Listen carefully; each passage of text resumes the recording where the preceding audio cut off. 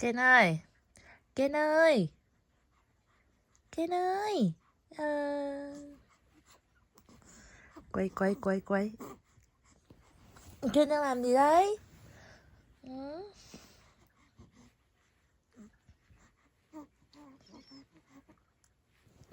Để đổi con khác rồi con nha. Yeah, con gì đây? Con gà.